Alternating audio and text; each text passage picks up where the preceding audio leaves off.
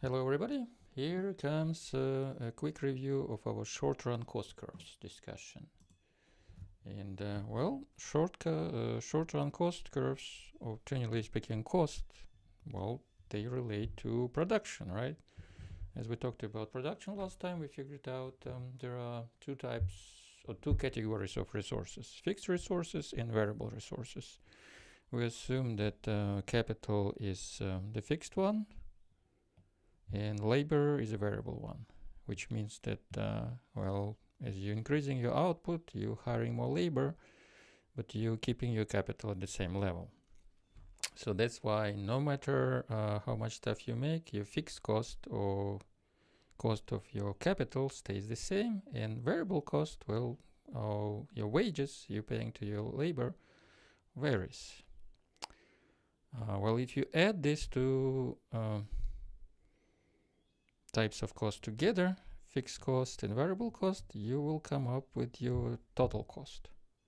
Very simple. And fixed cost is pretty straightforward. It's always the same number. And when working with any type of problem related to this topic, you will just have this number. Variable cost is more interesting. It's wages times labor. So it's how much you're paying per unit of your labor times how much labor you're using. We'll spend most of our time figuring out how that part works. But first, let's take it a simple one. When it comes to fixed cost, in terms of graphs, you just have a straight horizontal line. So overall fixed cost never changes. You can make nothing, your fixed cost will be the same. You can make everything you can make, as much as you can, your fixed costs still stay the same. A good example to think of is renting a car. If your mileage is your output, then your fixed cost is what you're paying per day, right? So it doesn't matter how many miles you drove. If you drove only, let's say nothing, you're still responsible for paying your daily rent. So you will pay that much. If you drove 500 miles over the weekend, your daily rent is still going to be exactly the same. Of course, your variable cost will be different, which is basically your cost of gas, but fixed cost will not change. All right, so fixed cost is pretty straightforward. And the next thing is to talk about variable cost. So the thing is that, the formula for variable cost is pretty straightforward. But again, the question is how much labor we will need to make certain amount of quantity. Because actually our goal is to figure out the relationship between all these costs and the quantity. So how will our cost change as we will be increasing our output? So fixed cost will not change at all. Variable cost will change, but not linear function. So in fact, what we're doing here, we're going back to our production function to figure out the relationship between variable cost and quantity.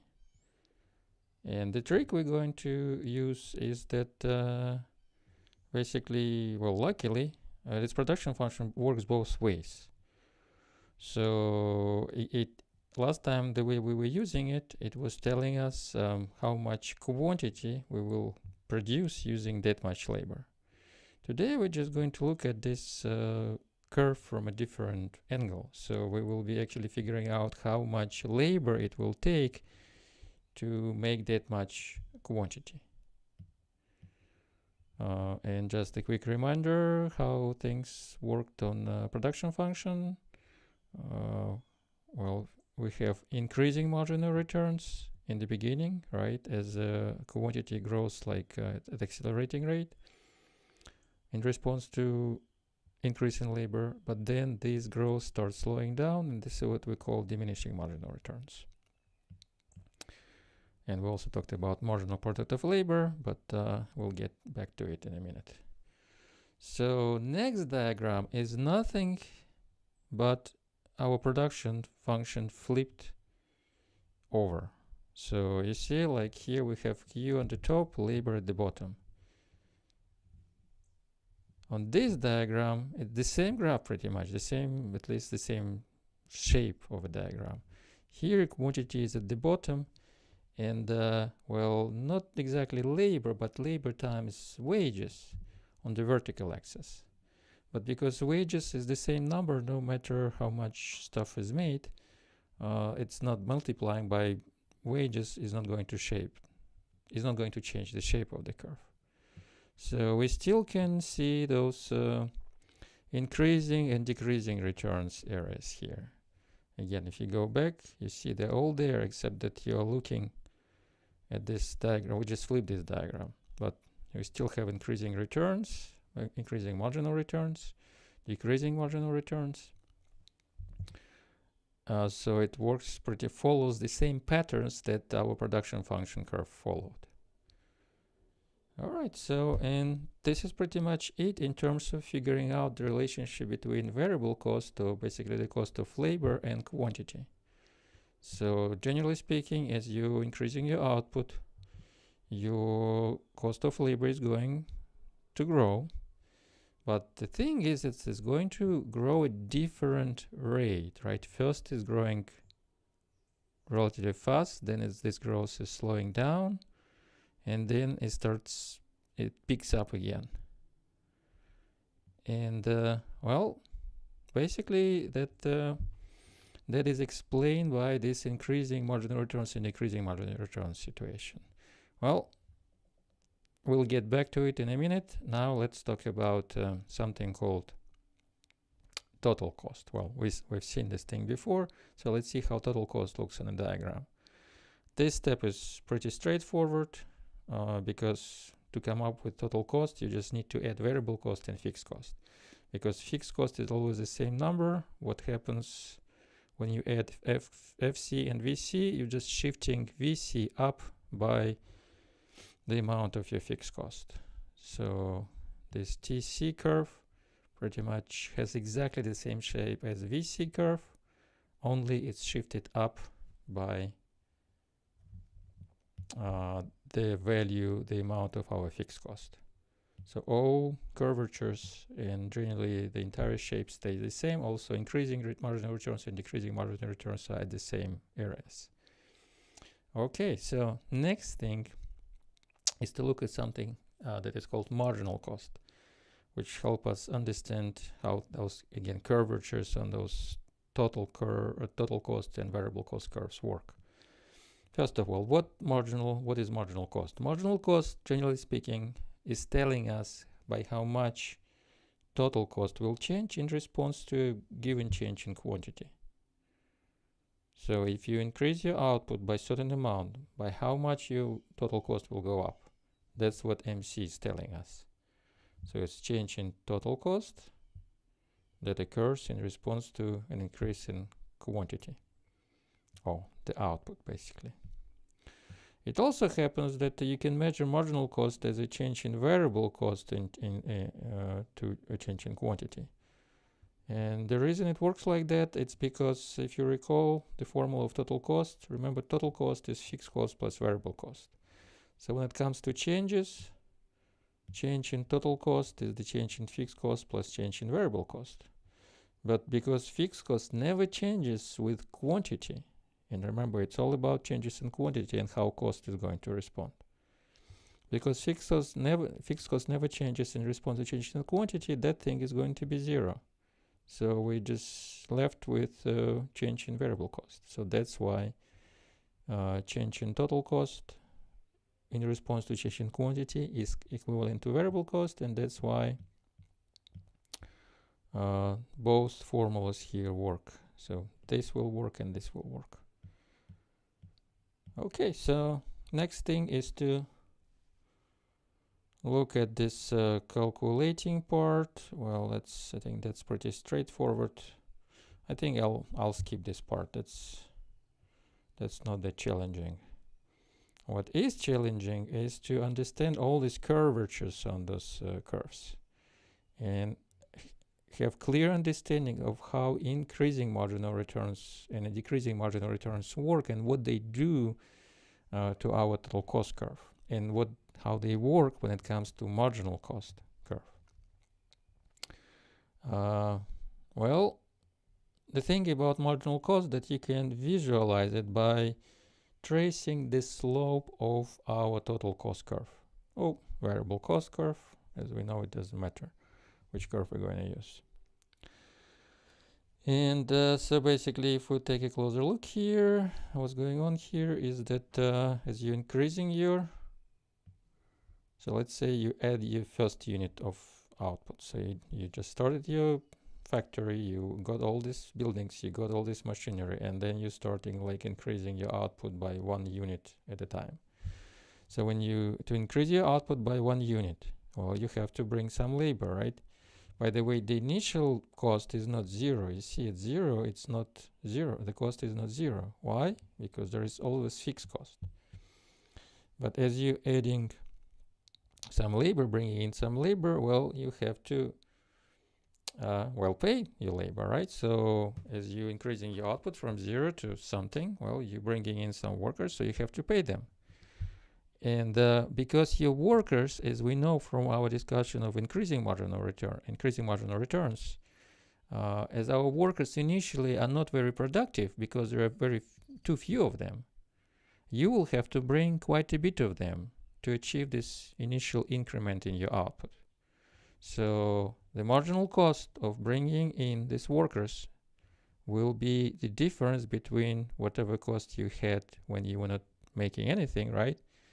And the cost of you dealing with when you're actually producing, you achieve this production of this initial amount. So total cost 1, or basically the cost of making, producing, running your factory. So it makes just this particular amount of stuff you make, minus whatever cost you had when you were not actually running your company, even though you were still responsible for payments, right? Because you had to deal with your fixed cost. So marginal cost of the first unit is the difference again between the cost of producing, having this 1 unit per day produced and or per week, whatever it is, minus, well, just paying your fixed cost. Okay. And next thing, similar logic. Now, like next, let's say day, maybe next week, you figure out, okay, well, you're able to bring more people now and increase your output by 1 extra, let's say, unit, or like next bunch. So how much workers will you have to bring in? The thing is that you will have to bring in fewer workers, right?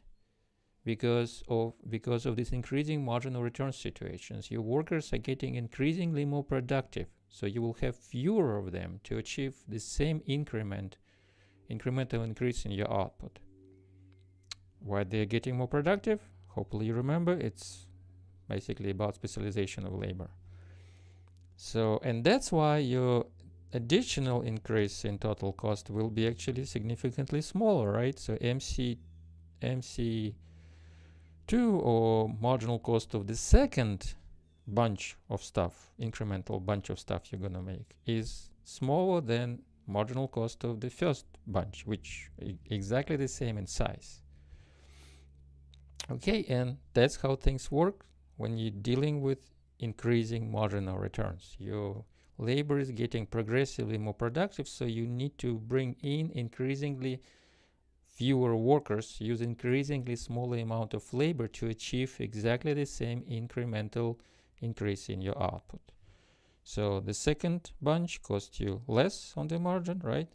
By the way, overall cost of course is growing, right?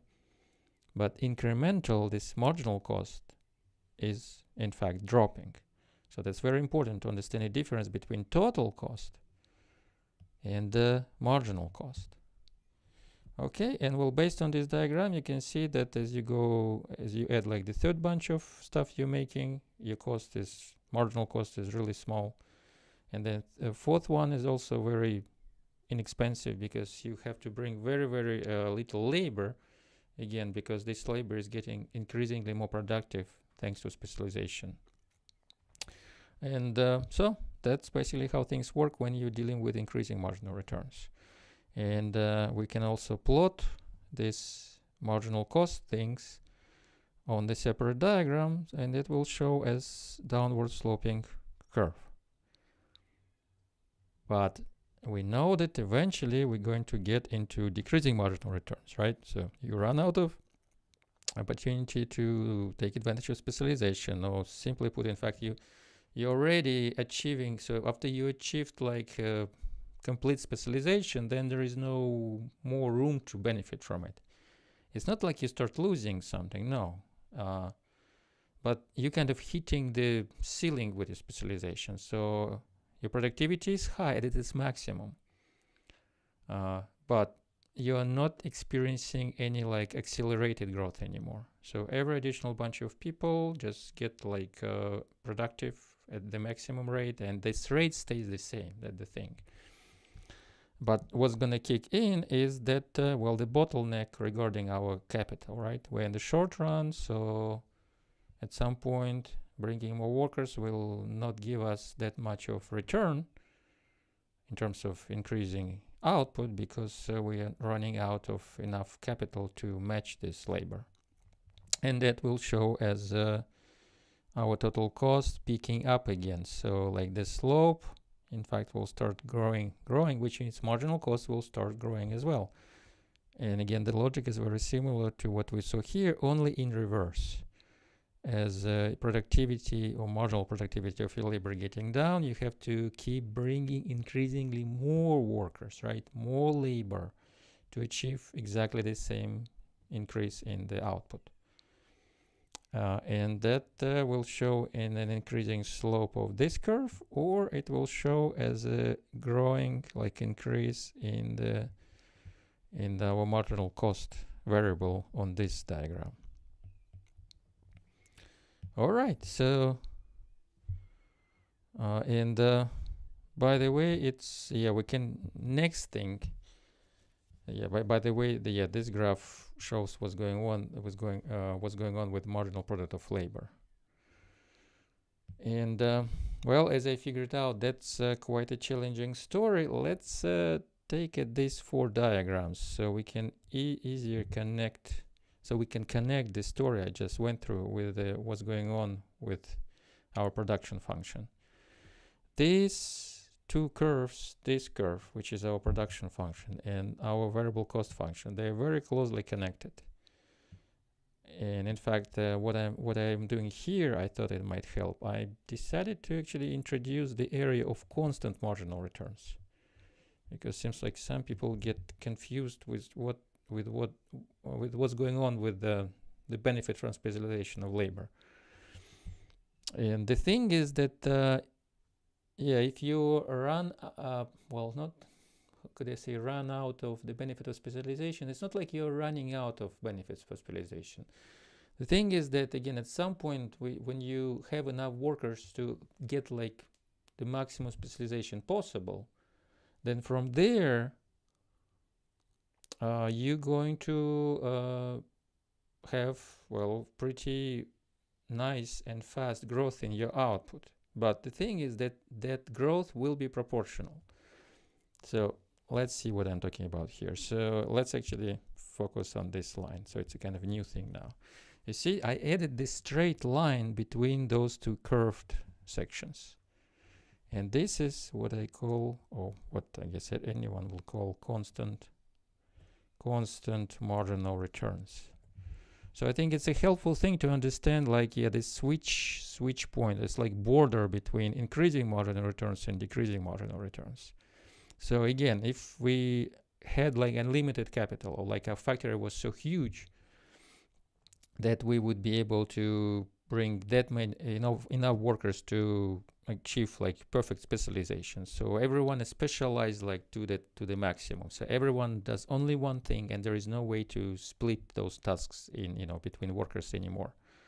So again, that means we will be like at the top of our productivity, which means we will be, our output, you see here what's going on. We're growing very fast. But the thing is that this growth in terms of total output is proportional. So as you bring more workers, so pretty much doubling your labor force here doubles your output. So again, your growth in total output is very fast, which is a good thing, but you're not really getting any more of it.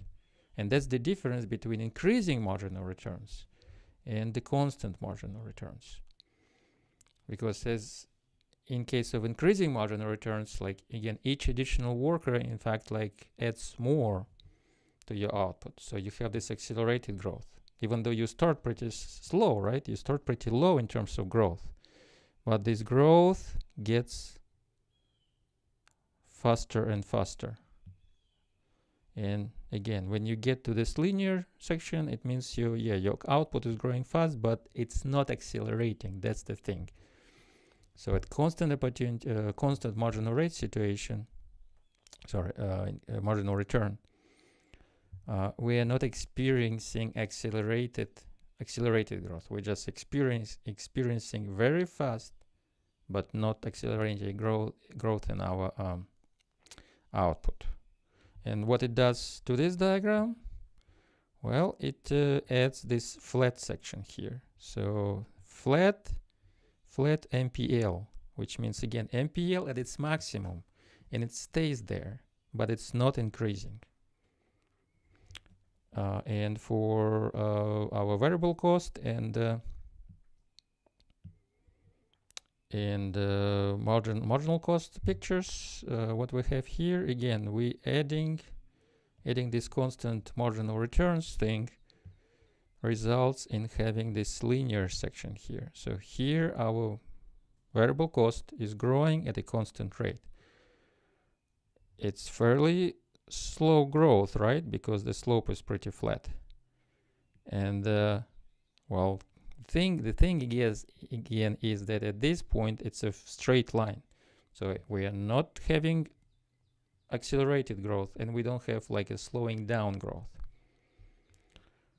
And when it comes to marginal cost, then for this area of constant marginal returns, we have MC just being flat. So it hits its minimum and it stays there as long as we are not hitting the bottleneck for our capital. Okay, well, I hope it helped, because I know quite a bit of students struggling with catching the essence of this increasing marginal returns and decreasing marginal returns situation. And again, I hope adding this constant marginal return situation will help you guys to see what's going on here. All right. Well, we have average cost thing, but I already spent like 24 minutes talking, so I will stop here, because this is the most challenging thing for now. Understanding this constant, well, actually increasing and decreasing marginal return situation, and also understanding what constant marginal returns mean.